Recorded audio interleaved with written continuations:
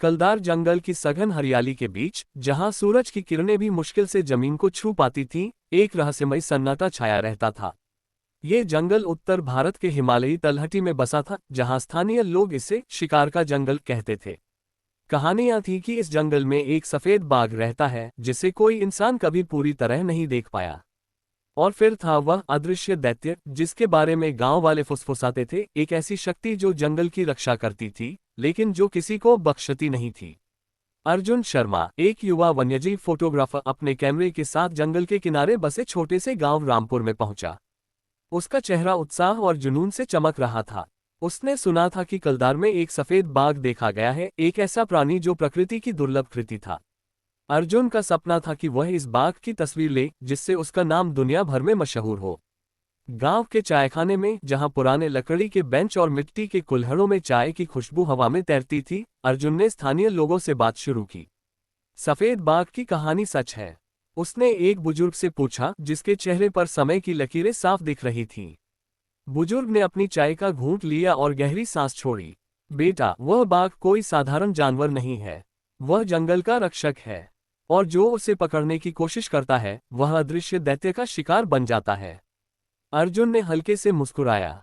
वह इन कहानियों को अंधविश्वास मानता था।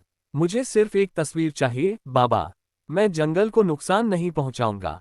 बुजुर्ग ने उसकी ओर देखा, उनकी आंखों में चेतावनी थी। जंगल की अपनी मर्जी है बेटा, वह तुम्हें चुनता है, तुम उसे नहीं।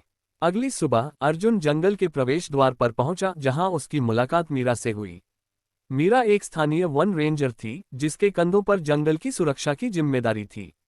उसकी आंखों में जंगल के प्रति एक गहरा सम्मान था और उसका व्यवहार दृढ़ लेकिन नर्म था। तुम वही फोटोग्राफर हो जो सफेद बाघ की तलाश में आया है? मीरा ने पूछा, उसकी आवाज में हल्का सा व्यंग्य था। हाँ, अर्जुन ने जवाब दिया, अपने कैमरे को कंधे पर टांगते हुए। मुझे सिर्फ एक मौका चाहिए। मीरा ने उसकी ओर देखा, जैसे वह उसकी मंशा को परख रही हो। ये जंगल तुम्हारी फोटो स्टूडियो नहीं है। यहाँ हर कदम पर खतरा है। और वह बाघ, वह कोई ट्रॉफी नहीं है। अर्जुन ने उसकी बात को हल्के में लिया। मैं सावधान रहूंगा, तुम मुझे गाइड कर सकती हो।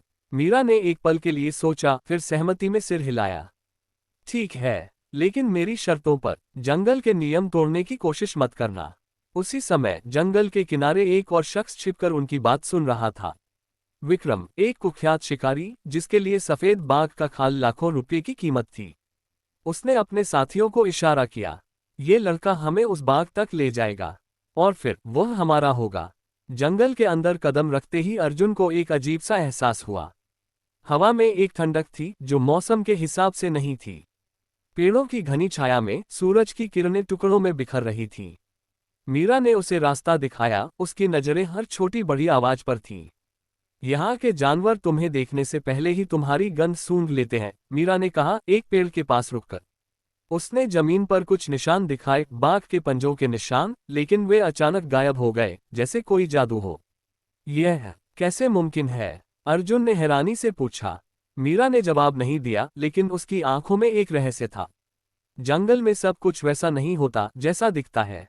उसी रात जब अर्जुन और मीरा ने एक छोटे से कैंप में डेरा डाला, उन्हें दूर से एक अजीब सी आवाज सुनाई दी, न तो जानवर की, न ही इंसान की। यह एक फुसफुसाहट थी, जैसे कोई उन्हें पुकार रहा हो। अर्जुन ने अपना कैमरा उठाया, लेकिन मीरा ने उसका हाथ पकड़ लिया। अभी नहीं, उसने कहा, वह तुम्हें बुला रहा है। कौन? अर्जुन ने पूछा, उसका दिल जोर जोर से धड़क रहा था। अदृश्य दैत्य, मीरा ने धीरे से कहा, और अगर तुम उसका जवाब दोगे तो शायद कभी वापस न आ सको।